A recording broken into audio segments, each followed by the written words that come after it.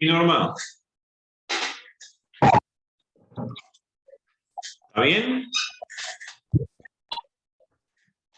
Era un tema que tenía que aclarar porque yo no lo tenía bien claro.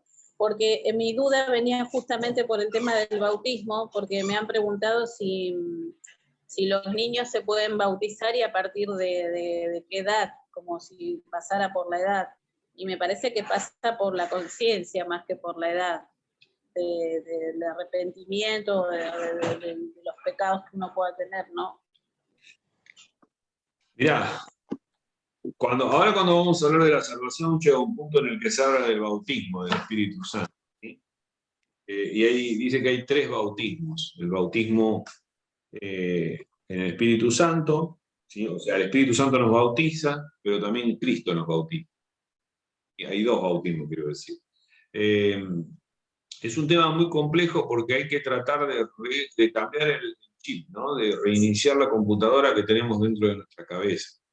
Yo te hablo personalmente, yo al venir de la Iglesia Católica, al haber estado estudiando en la Iglesia Católica, haber sido seminarista, tengo metido en la cabeza, ¿sí?, que los chicos cuando tienen 7, 8 meses, 1 año, tienen que ser bautizados, y si no, no son cristianos. Y el estudio de la Biblia, el estudio de los teólogos, te demuestran que no, que el chico no va a ser más o menos cristiano porque se bautice de chiquito.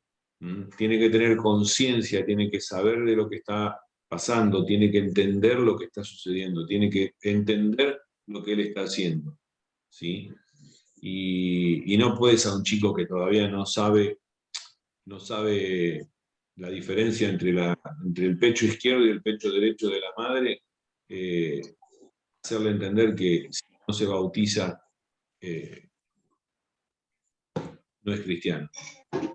Entonces, Claro. tampoco puedo hacerle entender nada, ni quién es Cristo, ni quién es Dios, ni quién es el Espíritu Santo, ¿no? Por eso nosotros no tenemos una edad para bautizarnos, tenemos una cuestión que tiene que ver con tu fe, con tiene mucho más que ver con el fruto que el Espíritu Santo empieza a dar en nosotros. Y es como confirmar que aceptamos ese fruto, aceptamos ese Espíritu Santo, aceptamos al Dios Trino, y que bueno, que nuestra vida está cambiada. Lo mismo para aquel que nace en una familia cristiana, y que mama el Evangelio desde un principio. Igual, exactamente igual.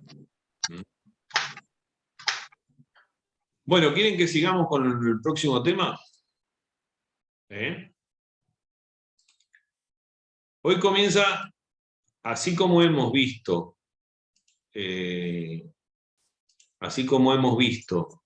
estos temas que tienen que ver con el hombre y que tienen que ver también con la condición del hombre, pero tienen que ver con el pecado y cómo Satanás entró en el hombre y lo alejó de Dios. Ante el pecado, ante lo que nosotros estamos viendo en el ser humano, Dios ya tenía preparado un plan, que es el plan de la salvación, ¿sí? Vamos a empezar a ver de qué se trata ese plan. La salvación, la materia que lo estudia dentro de la teología, se llama soteriología. Y es un área que trata sobre la necesidad del hombre en su miseria espiritual como pecador, perdido y condenado ante Dios. Y la provisión que Dios mismo hace en su eterna iniciativa como un plan de redención en la persona de su Hijo Jesús. Según un teólogo muy conocido que ha escrito un montón de libros, inclusive tiene un diccionario bíblico muy recomendable que se llamaba Schaffer, dice: la salvación no es una obra del hombre para agradar a Dios, sino que es una obra de Dios en favor del hombre. Depende completamente de la gracia divina, sin tener en consideración ningún mérito humano. Acá podemos sacar 3 cosas. Que no es la obra de un hombre. Un hombre no puede hacer nada por ser salvo. La única cosa que puede hacer es creer. Sino que es una obra de Dios para sacar al hombre de eso en que cayó Adán y Eva.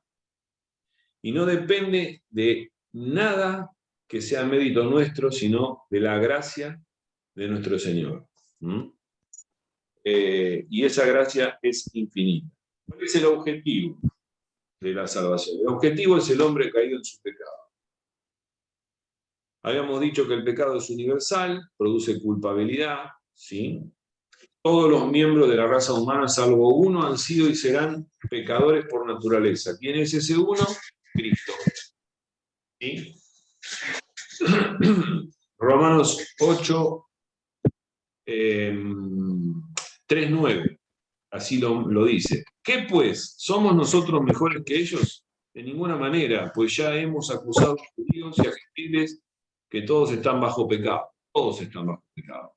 El pecado produce culpabilidad. La culpa y sus consecuencias van a ser eternas.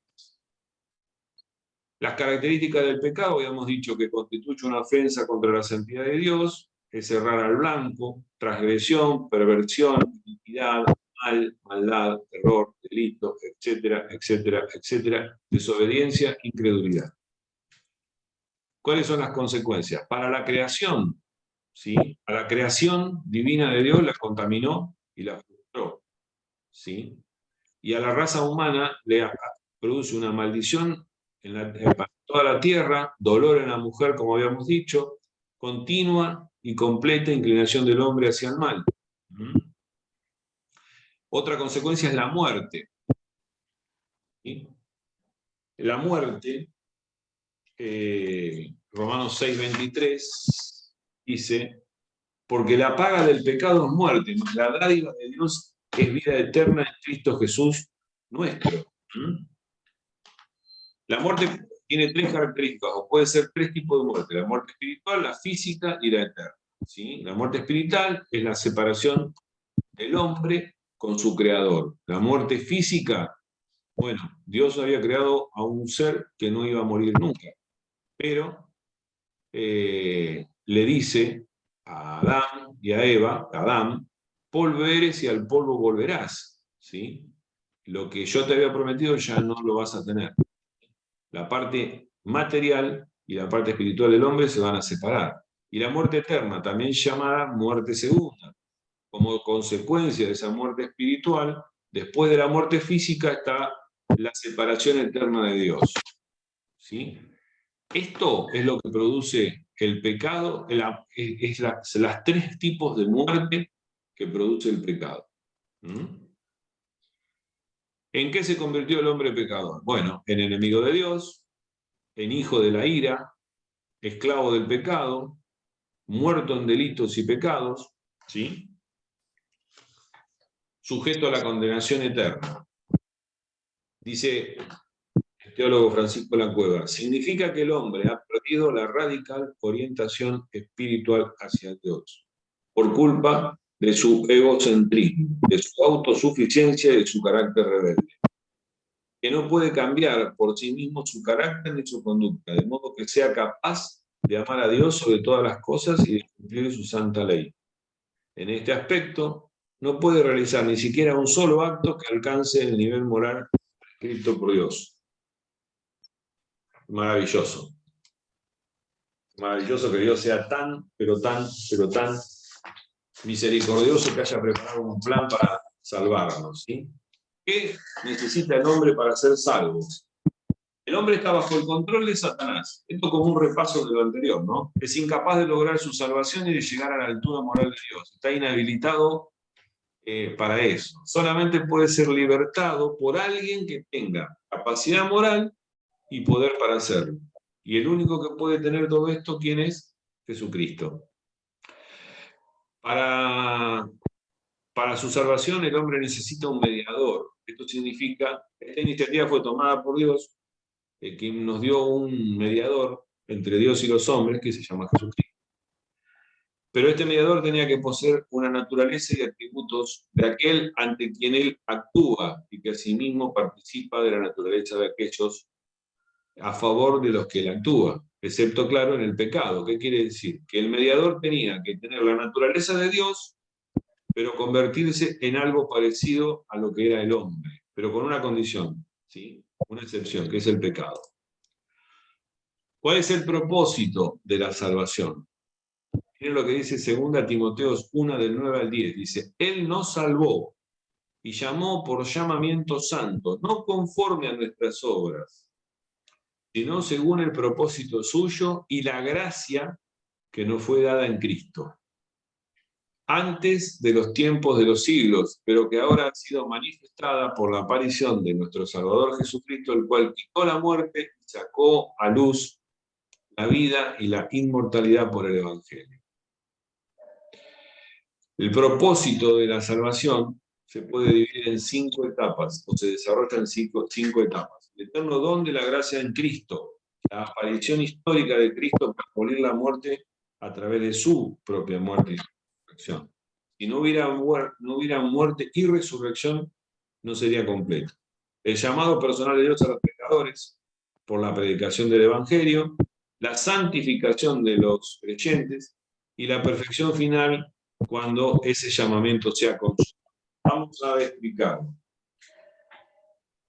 El eterno don de la gracia de Cristo, primer paso o primera etapa de la salvación. Segunda etapa, aparece Cristo para morir en la cruz, abolir la muerte, a través de su propia muerte y resurrección. Luego, el llamado a través de la evangelización o de la predicación del Evangelio, ¿sí?, que hace Dios a todos los pecadores. Va a llamar a todos.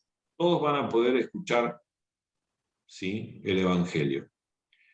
Una vez que la persona se convierte en creyente, se va santificando moralmente a través de la acción del Espíritu Santo. Y luego se logra la perfección final cuando sea el llamamiento final consumado, cuando estemos en la vida divina junto con nuestro Señor Jesucristo.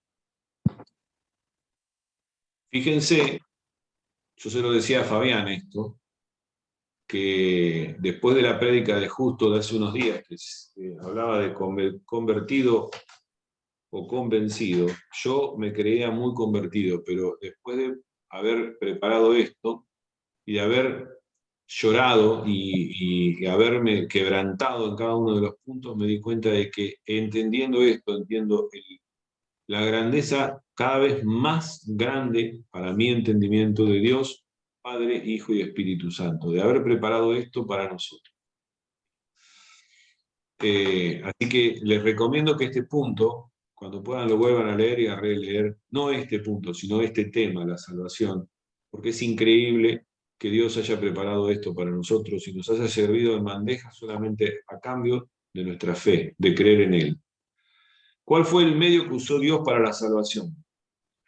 La persona de el Salvador Jesucristo, el cual existe desde antes de la creación, lo vimos cuando hablamos de Jesús, que se manifestó a través del hombre encarnándose, que fue humillado, ¿sí?, que murió en la cruz haciéndose cargo de todos los pecados, que resucitó al tercer día y que vive en la gloria eterna, preparando su venida en busca de su iglesia santa a la cual nosotros pertenecemos.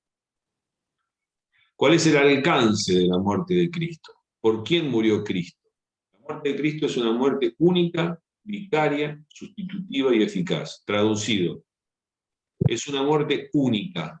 Nadie podía hacerlo porque era el único libre de pecado. Vicaria. En la Iglesia Católica se hablan de vicarios a los ayudantes de los sacerdotes. Bueno, es vicaria porque esta muerte es la que ayuda a nuestra salvación.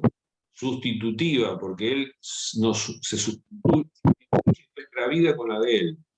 Y es eficaz porque es el camino que nos lleva a esa salvación.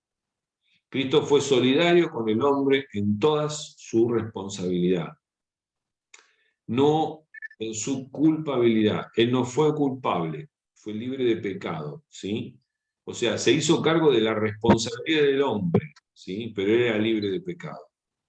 Asumió la responsabilidad de nuestras culpas, murió en nuestro lugar y en nuestro favor, siendo hecho por nosotros maldición, ¿sí? Fíjense lo que dice Gálatas 3:13.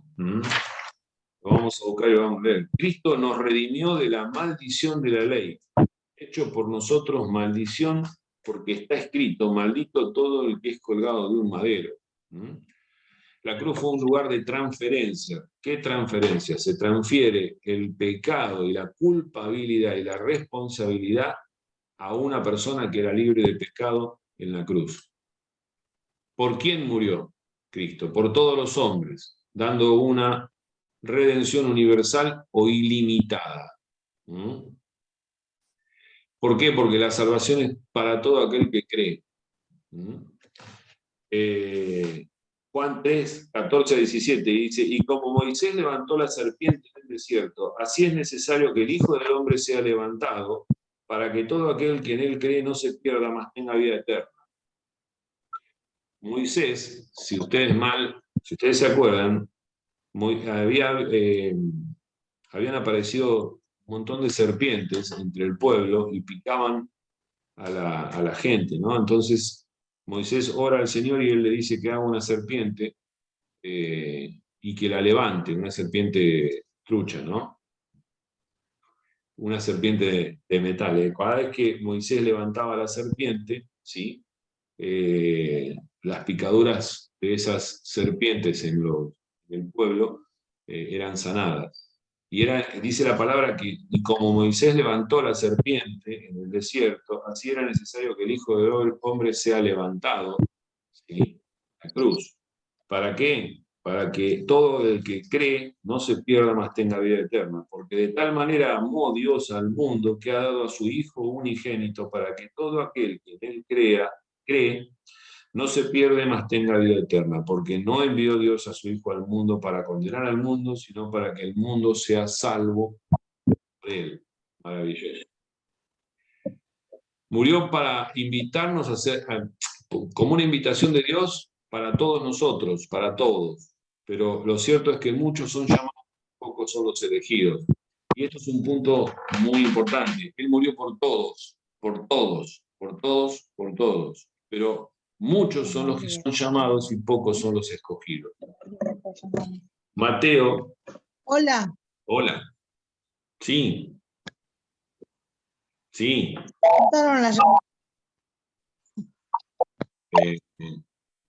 Esperen. Ay, qué lástima. Bueno.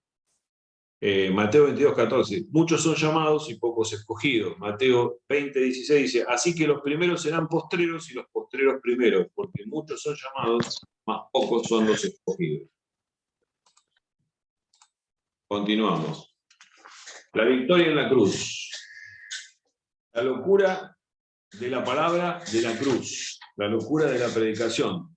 Si pueden, después lean 1 Corintios capítulo 1 del 18 al 31. Dice: la cruz, pues, es un mensaje de muerte, pero es de vida, de maldición, pero de bendición, de castigo, pero de victoria. Esto es impresionante, pero es así. La cruz es un mensaje, al mismo tiempo, para algunos es de muerte, pero en realidad es de vida. Para muchos es de maldición, pero en realidad es una bendición. Para muchos es castigo, pero en realidad es el signo de la victoria, ¿sí? El medio de la salvación es Dios hecho hombre, que muere para dar vida y que al morir vence la muerte. 1 Corintios 1, 18. Porque la palabra de la cruz es locura a los que se pierden, pero a los que se salvan, esto es, a nosotros, es poder. El hombre se salva no por sus méritos, sino por humillarse ante Dios. Está escrito, dice, en la 1 Corintios capítulo 1, destruiré la sabiduría de los sabios y secaré el entendimiento de los sabios. Yo bajo el volumen. No escucho, Daniel. Bueno, Estela, pero... entró una llamada, sí. Y se inhabilitó lo que te estaba escuchando vos. Hace una cosa, desconectate y conectate nuevamente. ¿Sí? Bueno.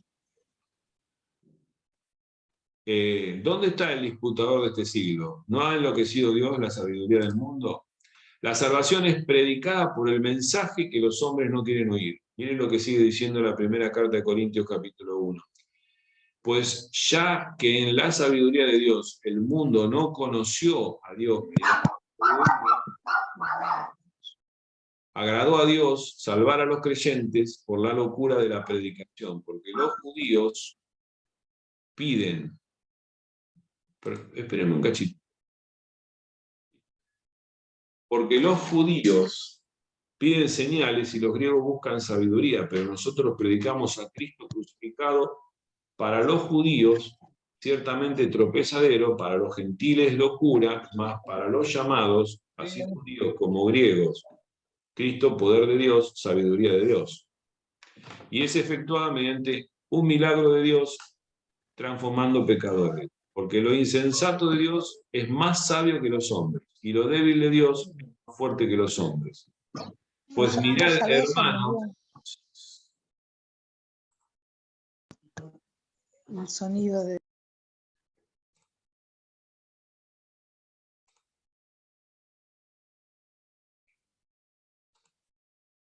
Pues mirad, hermanos, vuestra vocación, que no sois muchos sabios según la carne, ni muchos poderosos, ni muchos nobles, sino que lo necio del mundo escogió Dios para avergonzar a los sabios, y lo débil del mundo escogió Dios para avergonzar a lo fuerte, y lo vil del mundo, lo menospreciado, escogió Dios.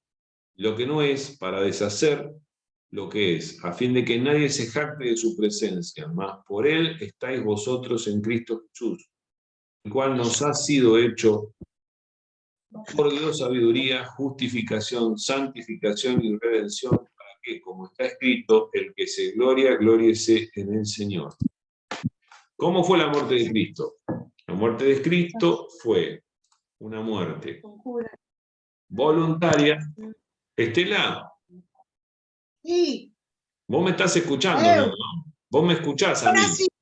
Bueno, te pido un favor, yo te voy a desactivar el audio porque si no escucho todo lo que se escucha en tu casa, ¿sí? Vos, cualquier cosa lo activás.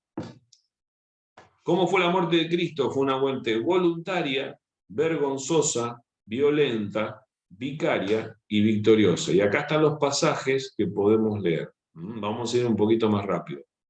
¿Por qué es victoriosa? Porque tiene victoria sobre la muerte a través de la resurrección. La doctrina de la resurrección es de valor primario, porque si no hubiera habido resurrección, no existiría la doctrina de la gracia. Cristo venció la muerte y nos ha hecho partícipes completos de su victoria. Es un enemigo vencido para siempre, el diablo, a través de la resurrección de Cristo. Entonces hay una victoria sobre Satanás, porque Satanás procuró impedir durante todo su tiempo que Cristo muriera en la cruz, y no pudo. ¿Quién fue el primero que se alejó vencido del Calvario?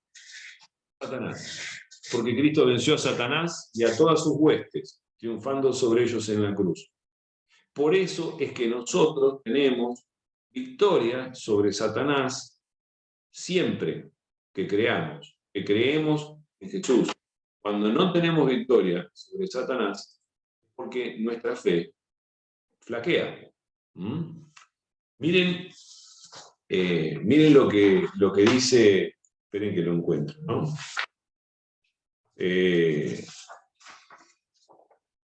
Miren lo que dice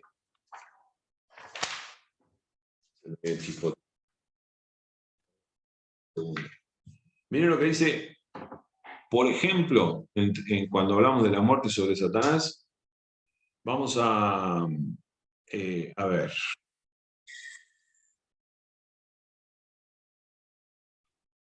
Efesios 4.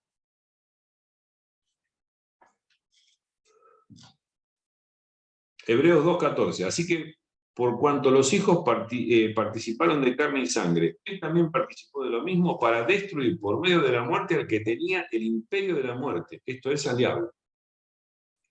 ¿Sí? Apocalipsis 20:10. El diablo que los engañaba fue lanzado al lago de fuego y azufre, donde estaban la bestia y el falso profeta, y serán atormentados de día y de noche por los siglos de los siglos. Primera de Juan 3:8, el que practica el pecado es el diablo, porque el diablo peca desde el principio, pero para esto apareció el Hijo del Hombre, para deshacer las obras del diablo. O sea, la victoria sobre Satanás ya está. Nosotros tenemos que tener fe. Victoria sobre la ley y sus efectos, ¿sí?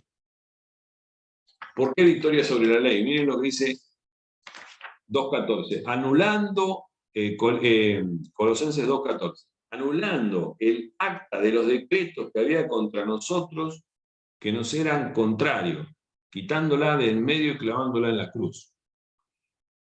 Y en Colosenses, 1 Corintios 15:56, ya que el aguijón de la muerte es el pecado, el poder del pecado es la ley. ¿No? El poder del pecado es la ley. Cuando uno se aferra a la ley antigua del pacto anterior, está aferrándose al poder del pecado. ¿Cómo es el plan de la salvación? El plan de la salvación tiene su origen en Dios. Es efectuado en la obra de Jesucristo. Es aplicada por la vida, a la vida por el Espíritu Santo. ¿Sí? O sea que tenemos a las tres personas de la Santísima Trinidad en la obra y el plan de la salvación. Está originado en Dios, creado, perfeccionado, ideado, está efectuado por la obra de Cristo y es aplicada a la vida nuestra a través del Espíritu Santo. ¿Qué produce en el creyente la obra? Produce la regeneración, la justificación, la santificación y por último la glorificación. Vamos a pararnos ahí. Produce la regeneración. Juan 3:3 dice, respondió Jesús y le dijo, de cierto os digo que el que naciera de nuevo no puede ver, el que no naciera de nuevo no puede ver el reino de Dios. Si nosotros vamos a sufrir, o a través de la salvación sufrimos la regeneración, debemos nacer nuevamente. ¿Sí? ¿A qué nacer? Nacer a una vida nueva en Cristo. A la justificación, Efesios 2:8, porque por gracia sois salvos por medio de la fe. Y esto no es de nosotros, sino que es un don de Dios. Dios nos justifica. Y de la santificación, fíjense estos versículos, Romanos 8:4, para que la justicia de la ley se cumpliese en nosotros, que no andamos conforme a la carne, sino conforme al Espíritu. O sea, nos vamos santificando progresivamente una vez que aceptamos y creemos en nuestro Señor Jesucristo. El versículo 9 dice, mas vosotros no vivís según la carne, sino según el Espíritu. Y es que el Espíritu de Dios mora en vosotros. Y si alguno no tiene el Espíritu de Cristo, no es de Cristo. Santificación quiere decir apartado para Dios. ¿Sí? Santo es aquel que está apartado para Dios. Por último, la glorificación. Efesios 1:13. En él también vosotros, habiendo oído la palabra de verdad, el evangelio de vuestra salvación, y habiendo creído en él, fuiste sellados con el Espíritu Santo de la promesa. Y no contristéis al Espíritu Santo de Dios, con el cual fuiste sellados para el día de la redención. El día que nosotros seamos glorificados, tendremos un cuerpo similar al de Cristo, ¿sí?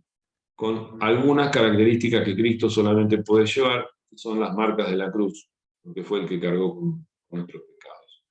Este plan, que es el plan de salvación, asienta fundamentalmente en la gracia de Dios, un don inmerecido que tiene preparado Dios para nosotros. ¿Sí? Es un regalo inmerecido, aquella iniciativa divina que da al hombre lo que el hombre no merece, inclinándose para buscar al hombre en su miseria y hacerle partícipe de su vida y de la misma naturaleza divina. Gracia es el favor o la actitud favorable, soberanamente libre y totalmente gratuita de Dios hacia los hombres. Vamos a repetirlo. ¿Qué es la gracia? Es el favor, es la actitud favorable, soberanamente libre y totalmente gratuita de Dios hacia los hombres. Según la Cueva, lo define como podemos definir concisamente la gracia como todo don inmerecido de Dios a los hombres, y más en concreto el don inefable en Jesucristo a los pecadores. Hay un montón de lecturas ahí que podemos ir buscándolas y viéndolas, y si no Sí, Alexis. Disculpe que lo corte. Sí. ¿Qué es un don inefable? la palabra inefable? ¿Qué significa? Para que te la voy a traducir más fácilmente. Ya va, ¿eh? Sí, sí. Cuando uno esté leyendo algo, ¿saben qué es bueno tener? Un diccionario cerca. Dice, inefable, cosa que no puede ser dicho, explicado o descrito con palabras, generalmente por tener cualidades excelsas, muy superiores, o por ser muy sutil o difícil. Eso quiere decir inefable. Por eso dice acá que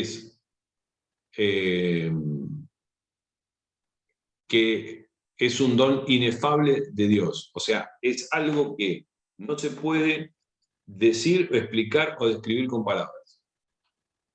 Algo ¿Sí? que solamente él sabe. Que no se puede describir, que yo no lo puedo describir. Claro, algo que solamente Dios sabe. Que solamente Dios sabe cuál es la magnitud. Nosotros la podemos imaginar, pero no la podemos describir.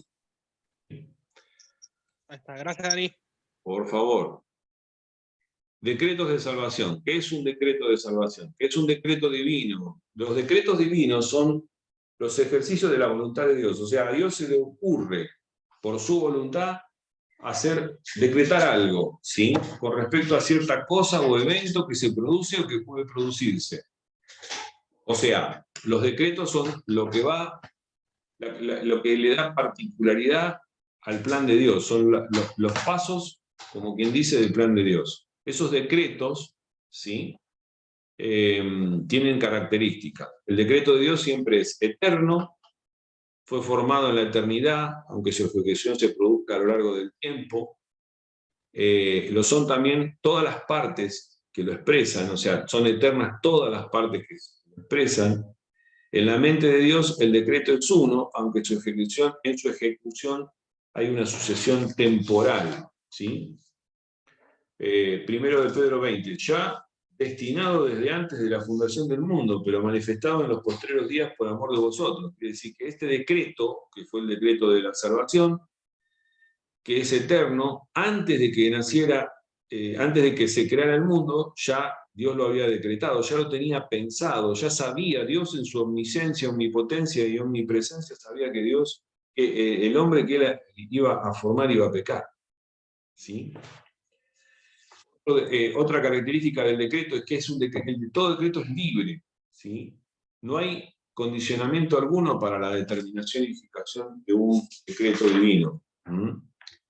Ya que nadie había cuando surgió en la mente de Dios, salvo él mismo. Es la verdad expresada, y la libertad divina está condicionada siempre a la armonía de sus perfecciones. Isaías 40... Isaías 40 del 13 al 14 dice: ¿quién enseñó al Espíritu de Jehová o le aconsejó enseñándole? ¿A quién pidió consejo para ser avisado? ¿Quién le enseñó el camino del juicio y le enseñó ciencia o le mostró la senda de la prudencia? O sea, ¿qué dice Isaías? ¿Quién le enseñó a Dios? Nadie, porque Dios tiene todas las cualidades. El decreto de Dios también es sabio. El decreto es el resultado de la expresión de la sabiduría infinita que tiene Dios. Todo cuando se produce y cuando Dios hace, se ejecuta en relación con una razón digna de Dios para producir. Todo cuando comprende el decreto está íntimamente vinculado con la infinita sabiduría de Dios. Salmo 76:10 dice: ciertamente la ira del hombre te alabará, tú reprimirás el resto de las iras. Romanos 11:33, oh profundidad de las riquezas de la sabiduría y de la ciencia de Dios, cuán insondables son los juicios, inescrutables sus caminos.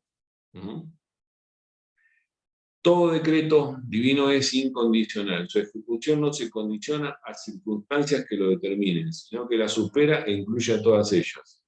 Los decretos de Dios no tienen ninguna cosa que lo condicione, ¿sí? Se cumplen sí o sí. El hombre no puede limitar ni resistir el propósito de Dios.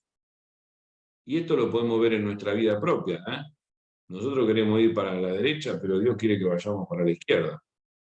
La aparente resistencia victoriosa del hombre a los deseos de Dios es solo la permisión divina de que tal hecho se produzca. O sea, si nosotros nos apartamos de Dios y queremos ir hacia la derecha y vamos hacia la derecha, es solamente porque Dios nos deja que lo hagamos para que tal hecho se termine produciendo como Él quiere. Dios tiene poder sobre cualquier voluntad para hacer que su voluntad se cumpla sobre todas las cosas. Isaías 46:10, que anunció lo por venir desde el principio y desde la antigüedad, lo que aún no era hecho, que dijo, mi consejo permanecerá y haré todo lo que quiero. Todo cuando ocurre se produce en razón del cumplimiento de quien hace todas las cosas conforme al designio de su voluntad. Los decretos en orden de la salvación. Primero, Dios decretó la creación del hombre. Luego decretó el permiso, o Dios permite, entre comillas, la caída. Luego hace un decreto de provisión de salvación para los hombres. Y después surge el decreto de aplicar la salvación a los hombres. Y por último, el decreto de la elección. ¿Sí? Entonces, ahora vamos a empezar a ver cada uno de ellos.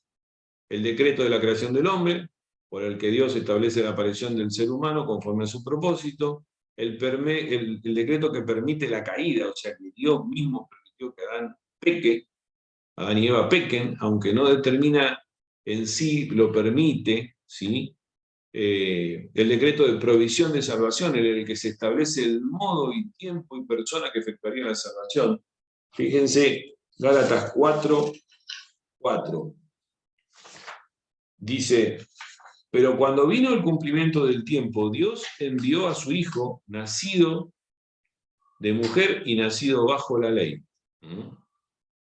El decreto de aplicación de la salvación, Efesios 2, del 8 al 9, porque por gracia sois salvos por medio de la fe, y esto no de vosotros, pues es don de Dios, no por obras, para que nadie se gloríe. Esto es importantísimo. La salvación no es por obras. ¿Por qué? Porque si fuera por obras sería la gloria para nosotros, no para Dios. ¿Sí? Y el decreto de elección, Dios escoge a los pecadores para la salvación. Efesios 1:4 dice, según nos escogió en Él antes de la fundación del mundo para que fuésemos santos y sin mancha delante de Él.